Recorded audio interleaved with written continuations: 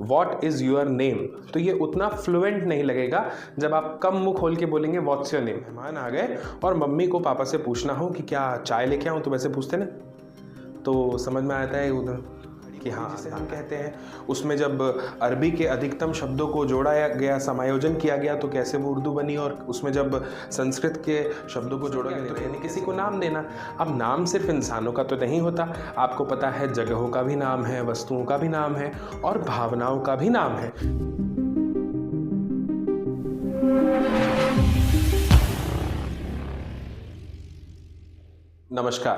नमस्कार इसलिए क्योंकि जब हमारे सामने कोई संस्था होती है या कोई ऐसे व्यक्ति होते हैं जिनको हम आदर प्रकट करना चाहते हैं, तो वहाँ पर हम नमस्कार शब्द का प्रयोग करते हैं। नमस्ते हम अपने हम उम्रों के लिए, अपने कलीग्स के लिए करते हैं, अभिवादन के लिए। तो आप सभी को मेरा नमस्कार। और ये हिंदी का पहला लेक्चर है जिसमें हम हिंदी व्याकरण को थोड़ा सरल ढंग से समझने का प्रयास करेंगे और देखेंगे कि जो चीज़ें अक्सर विद्यार्थियों के लिए या हम जैसे आमजनों के लिए कठिनाई का विषय बनती है, वो कितनी सरल है और कितने आसानी से उसे समझा जा सकता है। तो ये पहला लेक्चर है, इसमें हम बस बहुत छोटी छोटी बातों के इंट्रोडक्शन पर चर्चा करेंगे कि भाषा क्या होती है, लिपि क्या होती है, उपभाषा और बोली क्या है, दोनों में अंतर क्या होता है, और व्याकरण क्या होता है, क्या उसके मायने हैं, क्यों वो ज़रूरी है। ये पहला लेक्चर हमारे आने वाले आगे सभी लेक्चर्स के लिए बहुत इम्पॉर्टेंट होने वाला है। तो बहुत लंबा नहीं होगा लेकिन बहुत महत्वपूर्ण होने वाला है। तो चलिए शुरू करते हैं। देखिए, सबसे पहले यहाँ पे लिखा है कि भाषा क्या होती है। अब आपने देखा होगा कि हम जो भी बोल रहे हैं, जो भी मैं बोल रहा हूँ और आप सुन रहे हैं, ये एक भाषा ही तो है। हम जब कोई मूवी देखते हैं या कोई वेब सीरीज़ देखते हैं तो उसमें भी जो हमें सुनाई देती है वो भाषा है। कई बार दिखाई भी देती है और हम समझ जाते हैं कि अच्छा, इसका मतलब उसने उसको ऐसा इशारा किया, वह भी भाषा का ही एक रूप होता है। तो ये तो हो गई हमारी आम बोलचाल में भाषा को अभिव्यक्त करने की बात। लेकिन अगर आपको परिभाषा देनी हो तो आप कैसे कहेंगे? आप कह सकते हैं कि भाषा वह साधन है जिससे हम अपने विचार, भावनाएं और जानकारियां दूसरों तक पहुंचा सकते हैं। अलग शब्दों में आपने ये भी सुना होगा कि हमारे मनोभावों, विचारों की अभिव्यक्ति का एक साधन जो है वो क्या है? भाषा है। आगे लिखा है कि यह लिखित, मौखिक और सांकेतिक रूप में भी हो सकती है। जब आप पढ़ रहे होते हैं तो वो भाषा का लिखित रूप होता है, लेकिन उसे भाषा नहीं कहते, उसे लिपि कहते हैं। अभी हम और अच्छे से समझेंगे। सांकेतिक भाषा यानी संकेत के रूप में अपने विचारों की अभिव्यक्ति करना। इसमें भी और अलग अलग चीज़ें हैं, उस पर भी अभी हम चर्चा करने वाले हैं। आगे लिखा हुआ है कि भाषा की परिभाषा के ये 5 उदाहरण, 5 बातें कह लीजिए जो आपको समझनी है। सबसे पहले, जैसे हिंदी एक भाषा है उदाहरण के लिए जिसे भारत में बोला जाता है मुख्य रूप से। अंग्रेजी एक अंतर्राष्ट्रीय भाषा है। अंतर्राष्ट्रीय इसलिए भी है अंग्रेजी क्योंकि अंग्रेजी में जो आप देखेंगे अल्फ़ाबेट यानी कि जो वर्णमाला है उसमें केवल 26 वर्ण आपको देखने को मिलते हैं और बोलने में कम, आप अपने मुंह को कम खोलते हुए शब्दों को बोल सकते हैं। जैसे अगर आप कहेंगे व्हाट इज़ योर नेम, तो ये उतना फ्लुएंट नहीं लगेगा जब आप कम मुंह खोल के बोलेंगे व्हाट्स योर नेम, तो थोड़ा ज़्यादा फ्लुएंट लगेगा। वैसे जहाँ पर ज़्यादा ठंड पड़ती है, जहाँ पर मुंह कम खुलता है, आपने देखा होगा ठंड में हमारा भी मुंह कम खुलता है, तो जहाँ बहुत ठंड पड़ती है, इससे पता चलता है कि अंग्रेज़ी भाषा की जो उत्पत्ति है वो ऐसे प्रदेशों, ऐसी जगह से हुई है जहाँ का जो वातावरण है वो बहुत ठंडा होता है। ठीक है, तो आप समझ पा रहे हैं कि हिंदी एक भाषा है जिसे भारत में मुख्य रूप से बोला जाता है। अंग्रेज़ी एक अंतर्राष्ट्रीय भाषा है जो दुनिया के कई देशों में बोली जाती है। संस्कृत एक प्राचीन भाषा है यानी एंशियंट लैंग्वेज है जिससे कई भारतीय भाषाएं जो हैं वो निकली है। जब मैं आपको भाषा के बारे में थोड़ा विस्तृत रूप से बताना शुरू करूंगा, खास तौर से हिंदी के बारे में, तब आप देखेंगे कि संस्कृत के कितने महत्व हैं। जब हम तत्सम तद्भव शब्द देखेंगे तब भी आपको ये चीज़ समझ में आएगी। एक पूरा का पूरा पूरी की पूरी यात्रा है कि कैसे संस्कृत जो है वो हिंदी बनी, या फिर हम देखेंगे कि उर्दू तक पहुंची। खड़ी बोली जिसे हम कहते हैं, उसमें जब अरबी के अधिकतम शब्दों को जोड़ा गया, समायोजन किया गया, तो कैसे वो उर्दू बनी, और उसमें जब संस्कृत के शब्दों को जोड़ा गया तो फिर वो कैसे हिंदी बनी। ये सब चीज़ों को हम समझेंगे। आज सिर्फ इंट्रोडक्शन पे बात हो रही है। सांकेतिक भाषा का उपयोग वे लोग करते हैं जो सुन और बोल नहीं सकते। स्वाभाविक है कि अगर आप सुनने में सक्षम नहीं हैं और बोलने में भी सक्षम नहीं हैं तो फिर अपनी भावनाओं की अभिव्यक्ति क्या नहीं करेंगे? बिल्कुल करेंगे। और कैसे करेंगे? भाषा के एक अलग रूप में, सांकेतिक रूप में। फिर है कंप्यूटर प्रोग्रामिंग की भाषा भी होती है, जैसे कि सी, पाइथन, ये भी एक प्रकार की लैंग्वेज है यानी भाषा है। ठीक है, अब थोड़ा आगे बढ़ते हैं और देखते हैं अगले पृष्ठ पर क्या लिखा हुआ है। देखिए यहाँ पे लिखा है लिपि क्या होती है। अब जब मैं आपसे कहता हूँ लिपि क्या होती है तो आप इन चीज़ों पर भी ध्यान देना शुरू कीजिए अगर आप एक विद्यार्थी हैं तो, कि जब लिपि कहता हूँ तो बड़े जल्दी से कह दिया मैंने लिपि, ना मैंने ल पे ज़्यादा जोर दिया ली, ना मैंने प पे पी। लिपि यानी दोनों में छोटी की मात्रा है। इस पर ध्यान देने से आपकी मात्राओं में सुधार हो सकता है। तो लिपि क्या होती है? अंग्रेजी में यानी इंग्लिश में इसे स्क्रिप्ट भी कहते हैं। जो मैं बोल रहा हूँ वो उसमें अधिकतम शब्द जो है वो हिंदी भाषा के हैं। जब आप इसे लिखेंगे तो, या ये जो लिखा हुआ है जो अभी आप पढ़ रहे हैं, ये एक लिपि है और इसका नाम क्या है? चूंकि ये हिंदी भाषा के लिए प्रयोग हो रही है तो ये देवनागरी लिपि है, ये आप ध्यान रखेंगे। तो लिपि वह लिखने की पद्धति है यानी मेथड है जिससे भाषा को लिखा और क्या जा सकता है? पढ़ा जा सकता है। और ये कितनी इंपॉर्टेंट है वो मैं भी आपको बताऊंगा। प्रत्येक भाषा की अपनी अलग लिपि हो सकती है, अलग अलग भाषाओं के लिए अलग अलग लिपि है। और लिपि के 5 उदाहरण जो है वो इस प्रकार है, जैसे देवनागरी लिपि। ये लिपि जो है ये हिंदी के लिए, संस्कृत के लिए और मराठी में उपयोग होती है। इसकी एक विशेषता ये है, मैं आपको यहाँ पर बता देता हूँ देवनागरी लिपि की, क्योंकि हम बात कर रहे हैं हर तरह की ध्वनि जो आपके मुख से निकलती है उसको प्रकट करने की क्षमता जो है वो देवनागरी लिपि में है।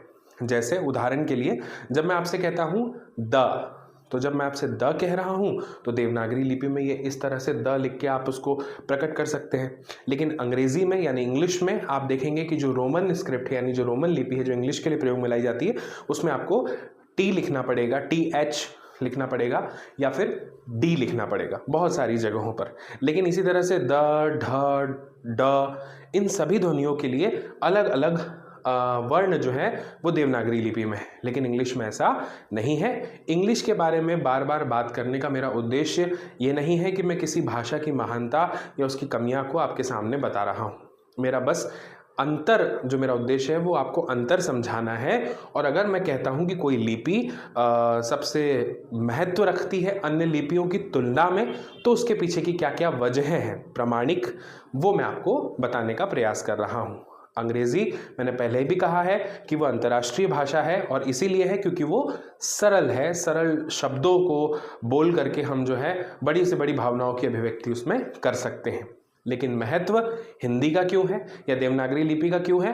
क्योंकि हमारी हर अभिव्यक्ति के लिए एक शब्द वहाँ पर आपको देखने को मिलता है, एक वर्ण है आपकी हर ध्वनि को प्रकट करने के लिए। तो देवनागरी लिपि में हिंदी, संस्कृत, मराठी इनके लिए की जाती है देवनागरी लिपि प्रयोग। रोमन लिपि का प्रयोग अंग्रेजी और कई सारी यूरोपीय भाषाएं हैं जिनके लिए किया जाता है। गुरुमुखी लिपि जो है वो पंजाबी भाषा लिखने के लिए प्रयोग की जाती है। ऐसे ही जो अरबी स्क्रिप्ट है यानी अरबी लिपि है वो उर्दू, अरबी और जो फारसी भाषाएं हैं उनका प्रयोग करने के लिए लिखी जाती है या उनके प्रयोग में लिखी जाती है। बंगाली लिपि बंगाली भाषा, असमिया या अन्य जो पूर्वी भाषाएं हैं उनमें प्रयुक्त होती है। तो आपको समझ में आया कि भाषा क्या है और उसके उदाहरण देखे हमने, फिर लिपि क्या है और हमने उसके भी उदाहरण देखे। अब आगे बढ़ते हैं, व्याकरण पर आते हैं। अब मैं आपको एक बात बताना चाहता हूं, यहाँ पे देखिए कि एक विद्यालय है और वहाँ पे बहुत सारे विद्यार्थी हैं, कई सारे स्टूडेंट्स हैं।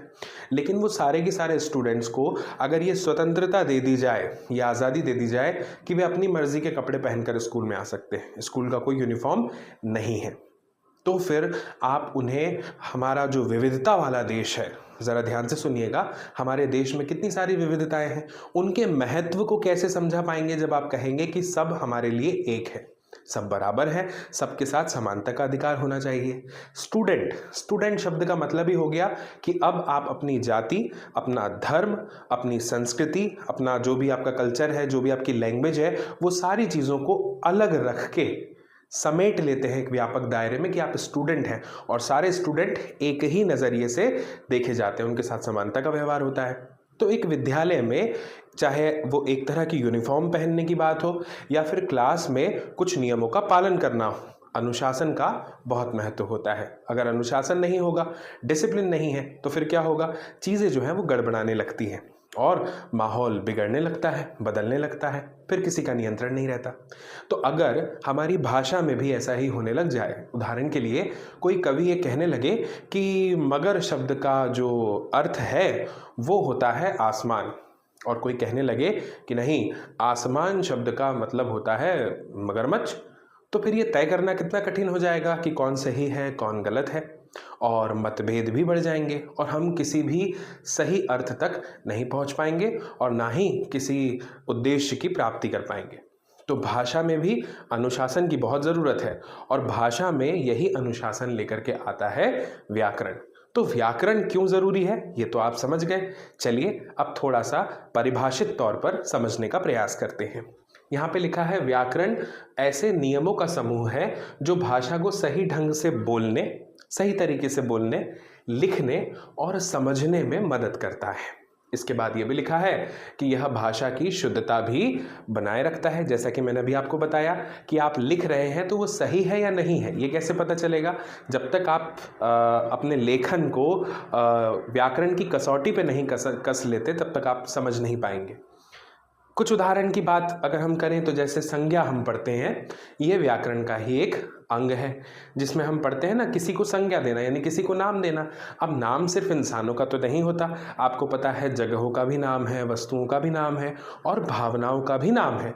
तो ये सभी चीज़ें जो है वो संज्ञा के अंतर्गत आती है। सर्वनाम, जहाँ पे आप संज्ञा की जगह कुछ शब्दों का प्रयोग करते हैं, वहाँ पे हम सर्वनाम की बात करते हैं, जैसे वह, मैं, तुम आदि। क्रिया क्या होती है? इंग्लिश में से कहते हैं एक्शन वर्ड्स। जब भी आप कुछ काम कर रहे होते हैं, जब भी कोई कार्य के होने का बोध हमें होता है, जिस शब्द की वजह से होता है, उसे हम क्रिया कहते हैं। विशेषण, विशेषण का मतलब विशेषता बताने वाले शब्द, जैसे सुंदर, लंबा, छोटा आदि। और क्रिया विशेषण यानी क्रिया की विशेषता बताने वाले शब्द, जैसे धीरे, चल तो रहा है लेकिन कैसे चल रहा है? धीरे चल रहा है, तेजी से, अच्छे से। ये सब चीज़ें क्रिया विशेषण को बताती हैं।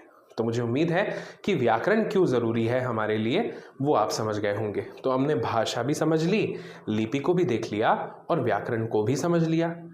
ये मत समझिएगा कि हमने पूरी भाषाओं को समझ लिया है या पूरी लिपियों को समझ लिया या पूरे व्याकरण को समझ लिया। हमने बस इनका इंट्रोडक्शन किया है। आज क्लास का पहला दिन है, तो आज सिर्फ बातचीत हो रही है, इंट्रोडक्शन हो रहा है क्लास की अलग अलग चीज़ों से कि अरे आप भाषा हैं, बताइए अपने बारे में थोड़ी कोई बातें।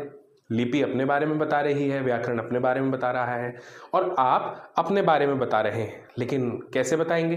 कमेंट बॉक्स में आप कमेंट करके बता सकते हैं कि आपको लेक्चर पसंद आ रहा है या नहीं। इस लेक्चर को बनाने में थोड़ी सी मेहनत लग रही है, और अगर आप सब्सक्राइब करेंगे चैनल को और अगर आप कमेंट्स करेंगे तो मुझे मोटिवेशन मिलेगा, प्रेरणा मिलेगी, ताकि मैं ऐसे ही वीडियोज़ आपके लिए और लेकर आता रहूँ। अब देखिए भाषा के प्रकार समझते हैं। लिखा है भाषा के मुख्य रूप कौन कौन से होते हैं। यहाँ पे लिखा है मातृभाषा। सबसे पहले मातृभाषा को इसीलिए मैंने पहले रखा है क्योंकि आप देखते हैं बचपन में जो सबसे पहले शब्द आप बोलते हैं वो अपनी मम्मी से सीखते हैं। वही भाषा तो बच्चा बोलता है जो वो अपनी माँ से सीखता है। सबसे पहले भावनाओं की अभिव्यक्ति वहीं से होती है, तो उसे हम मातृभाषा कहते हैं। बस इतना ही अर्थ है इसका कि जो माता से सीखी गई, माँ से सीखी गई। आगे राजभाषा। राजभाषा मतलब अब यहाँ पे एक शब्द है राज, राजनीति आपने सुना होगा। तो यहाँ पे समझिए कि जो सरकार के द्वारा आधिकारिक रूप से स्वीकार की गई भाषा है उसे हम राजभाषा कहते हैं। उदाहरण के लिए जैसे कि हिंदी। इसके बाद में भारत के लिए फिर राष्ट्रभाषा क्या होती है? राष्ट्रभाषा वो होती है जो अधिकतम संख्या में किसी राष्ट्र में बोली जाती है। यानी एक देश की जनसंख्या अगर 100 करोड़ है तो आधे से ज़्यादा जनसंख्या जो भाषा वहाँ पर बोलती है, प्रयोग करती है, उसे आप कह सकते हैं कि वो उस राष्ट्र की राष्ट्रभाषा है। तो पूरे राष्ट्र में पहचान रखने वाली भाषा, फिर से उदाहरण के तौर पर भारत में हिंदी। इसको अभी तक यहाँ पे लिखा है कि राष्ट्रभाषा का दर्जा नहीं मिला, पर इसे प्रमुख भाषा माना जाता है। ठीक है। अंतर्राष्ट्रीय भाषा। अंतर्राष्ट्रीय भाषा जो पूरे अलग अलग विभिन्न राष्ट्रों में बोली जाए उन्हें कहते हैं, जैसे कि अंग्रेज़ी है, फ्रेंच है। संकेत भाषा, सांकेतिक भाषा, ये क्या होती है? हाथों और इशारों से व्यक्त की जाने वाली भाषा। इसे मूक बधिरों की भाषा भी कहते हैं। मूक बधिर यानी जो बोल पाने में सक्षम नहीं है अपने मुख से, वो संकेत से सांकेतिक तौर पर समझ सकते हैं। जैसे कई बार आप इशारों में पूछते हैं ना कि घर पर कोई आ गया, कोई मेहमान आ गए और मम्मी को पापा से पूछना हो कि क्या चाय लेके आऊँ, तो वैसे पूछते ना, तो समझ में आता है उधर कि हाँ लाना है। खैर, आप समझ गए, आगे बढ़ते हैं। अब देखिए उपभाषा क्या होती है। एक तो हमने देखा भाषा, अब भाषा से ही निकल कर आती है उपभाषा। जो मुख्य भाषा से निकली है उसकी एक शाखा है। जैसे भाषा एक वृक्ष है और उसकी एक डाल है जिसको आप उपभाषा कह रहे हैं। ये अलग अलग क्षेत्रों के अनुरूप बदल जाती है। जैसे आप देखते हैं ना कि अलग अलग राज्य के लोग बोलते हिंदी ही हैं, लेकिन उनकी हिंदी में थोड़ा सा फर्क होता है। थोड़ा बहुत आप देखेंगे कि कई शब्द, कुछ ताल लय बदल गई, इस तरह से। उदाहरण से समझिए, जैसे कि ब्रज भाषा, ये क्या क्या है? ये हिंदी की उपभाषा है। अवधी, अवधी जो है वो हिंदी की उपभाषा कहलाती है। तो यहाँ पे जो नाम है ब्रज भाषा, अवधी और बुंदेली, ये हिंदी की ही उपभाषाएं हैं। बहुत अच्छे से अगर आप हिंदी जानते हैं तो आपको इन्हें समझने में ज़्यादा कठिनाई नहीं होगी। फिर मागधी, ये संस्कृत की एक उपभाषा है। जब मैं ब्रजभाषा की बात कहता हूँ तो आपने कई सारी कविताएं ऐसी जो कृष्ण पर लिखी गई हैं, राधा पर लिखी गई हैं, वो आपको ध्यान में आ जाती होंगी। ठीक है, अवधि के साथ भी ऐसा ही है। थोड़ा नाम से रिलेट करके देखिए, अवधि, अवध, अयोध्या। ठीक है, मैथिली, मैथिली हिंदी की उपभाषा है, परंतु अब एक स्वतंत्र भाषा भी है। ऐसा कहा है मैंने, कहीं तो भी पढ़ा है कि विश्व की सबसे मधुरतम भाषाओं की जब आप बात करते हैं, मधुर भाषा की, जो सुनने में बड़ा आनंद आता हो, तो उसमें मैथिली का भी एक नाम है। ठीक है, फिर है बोली क्या होती है। अब देखिए, कोई स्थान के लोग अपने क्षेत्र में जब किसी भाषा के छोटे रूप का प्रयोग करते हैं तो उसे बोली कहते हैं। स्थानीय लोग अपने क्षेत्र में बोलते हैं, लेकिन इसकी कोई मानकीकृत लिपि नहीं होती कि जैसे हिंदी के लिए देवनागरी है, पंजाबी के लिए गुरमुखी है, उर्दू के लिए अरबी है। ऐसे ही अगर आप कहेंगे कि बोली के लिए भी कुछ हो, जैसे हरियाणवी के लिए कोई लिपि लाओ, तो ऐसा नहीं है। कोई मानकीकृत लिपि नहीं होती। हरियाणवी जो हरियाणा में बोली जाती है, मारवाड़ी जो राजस्थान में बोली जाती है। बहुत सारे ऐसे शब्द हैं जो आपको बड़ी आसानी से समझ में आ जाएंगे, कुछ में थोड़ा समय लगेगा। भोजपुरी, ये बिहार और पूर्वी उत्तर प्रदेश में बोली जाती है। गढ़वाली उत्तराखंड में बोली जाती है और छत्तीसगढ़ी नाम से स्पष्ट है कि छत्तीसगढ़ में बोली जाती है। दो एक जैसी चीज़ें आपको सुनने में लगी होगी, एक उपभाषा और एक बोली। थोड़ा सा मुझे यहाँ पर ऐसा लगता है कि आपको अंतर इनमें समझ लेने की आवश्यकता है। देखिए क्या लिखा हुआ है, लिखा है कि बोली में कोई निश्चित व्याकरण और लिपि नहीं होती, जबकि उपभाषा की लिपि और व्याकरण इसमें होते हैं। यानी यहाँ पे इसका मानकीकरण संभव है, देख पा रहे हैं आप, लेकिन लिपि बोली के साथ ऐसा नहीं है। फिर है उपभाषा किसी प्रमुख भाषा का ही हिस्सा है, जबकि बोली क्या है, एक विशिष्ट क्षेत्र तक सीमित है। बोली में काव्य रचनाएं या ग्रंथ रचनाएं नहीं है, लेकिन उपभाषा में देखने को मिल जाते हैं। बोली अधिकतर मौखिक रूप से प्रचलित होती है क्योंकि बोली जाती है, जबकि उपभाषा को लिखा और पढ़ा भी जाता है। कुछ बोलियां धीरे धीरे विकसित होकर भाषा बन सकती हैं, लेकिन सभी उपभाषाएं जो हैं वो भाषाएं नहीं बनती। उदाहरण के रूप में अवधी और ब्रज भाषा जो है वो हिंदी की उपभाषाएं हैं, जबकि हरियाणवी और भोजपुरी जो है वो क्या है, बोलियां हैं। तो यहाँ पे आपको ये समझ में आया होगा बोली और उपभाषा में अंतर। हमारा आज का जो अध्याय था, उस अध्याय में बच्चों हमने बहुत अच्छे से, क्षमा कीजिएगा साथियों, हमने बहुत अच्छे से, वो क्लास में पढ़ा के आदत हो गई है बच्चों बोलने की, हमने बहुत अच्छे से समझा कि हिंदी क्या है, भाषा क्या है, और लिपि, व्याकरण, बोली और उपभाषा क्या होती है, दोनों में अंतर भी हमने समझा। ये सिर्फ एक इंट्रोडक्शन वाला लेक्चर था। बहुत जल्द हम इसकी पूरी श्रृंखला लेकर आएंगे, लेकिन अगर आपको ये वीडियो पसंद आया है तो इसे ज़रूर अपने दोस्तों तक, मित्रों तक पहुंचाइए और कोशिश कीजिए ज़्यादा से ज़्यादा आप इस वीडियो को शेयर करें, इस पर कमेंट करें, और अगर अभी तक आपने इस चैनल को सब्सक्राइब नहीं किया है तो कर लीजिए, क्योंकि ऐसे ही वीडियोस जो आपके लिए महत्वपूर्ण है मैं लेकर आता रहूँगा। बहुत बहुत धन्यवाद। नमस्कार।